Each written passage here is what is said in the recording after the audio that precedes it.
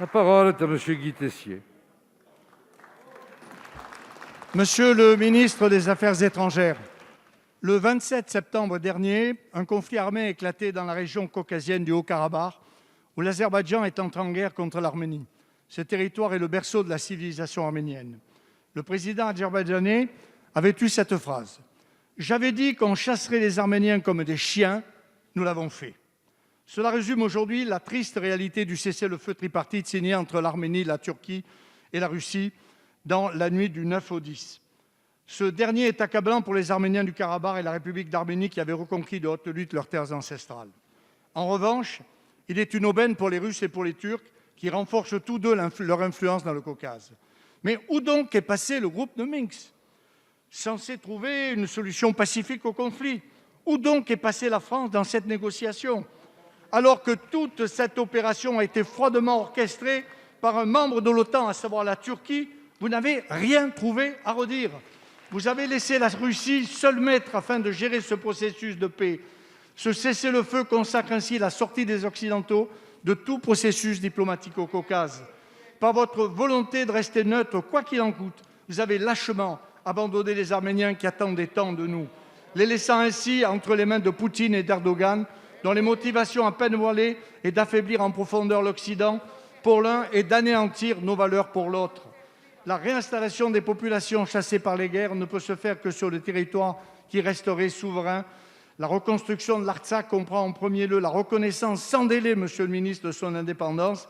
Il en va de la responsabilité morale et politique du monde libre. Ma question est simple. Les Occidentaux, dont la France, vont-ils enfin agir, ou préférez-vous que l'histoire porte sur le monde libre le même jugement que Churchill à l'égard de ceux qui fermaient les yeux alors? Il avait dit : vous avez eu à choisir entre la guerre et le déshonneur. Vous avez choisi le déshonneur et vous aurez la guerre.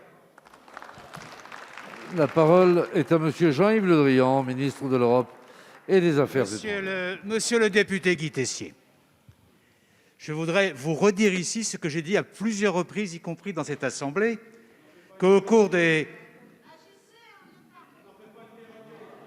S'il vous plaît.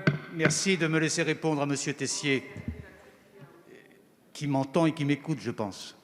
Je vous ai dit à plusieurs reprises que depuis 6 semaines de cette grave crise entre l'Arménie et l'Azerbaïdjan, à tout moment, plusieurs fois par semaine, nous étions en relation avec les autorités arméniennes.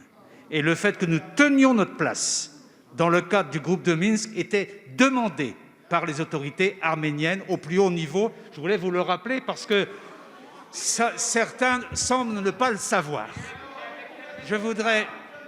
Merci de me laisser répondre. Je voudrais aussi vous dire, je réponds à monsieur Tessier, je voudrais aussi vous dire, monsieur Tessier, que vous savez comme moi que, d'une part, ce cessez-le-feu-là était indispensable pour sauver des milliers de vies. Chacun en a conclu, y compris le Premier ministre arménien, qu'il a lui-même signé. Deuxièmement, ce cessez-le-feu ne règle pas le fond. Et donc, la question qui est posée, c'est comment demain on règle les problèmes de fond. Eh bien, monsieur le député, ces discussions ont déjà commencé, d'une part entre le président de la République et le président Poutine, d'autre part entre le secrétaire d'État Mike Pompeo et moi-même hier à Paris, et nous aurons demain une réunion à Moscou avec les ambassadeurs chargés du dossier pour lever les ambiguïtés du cessez-le-feu. Il y a des ambiguïtés dans le cessez-le-feu, à la fois, merci de me laisser répondre, à la fois sur...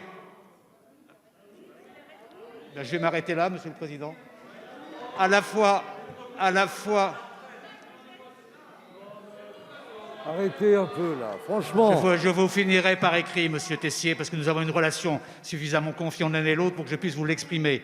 Et il faut lever les ambiguïtés, à la fois sur les réfugiés, à la fois sur la délimitation du cessez-le-feu, à la fois sur la présence de la Turquie, à la fois sur le retour des combattants et à la fois sur le début de la négociation sur le statut du Haut-Karabakh. C'est ce que vous pensez aussi, parce que je lis vos papiers sur le sujet, et c'est ce que nous allons essayer de faire.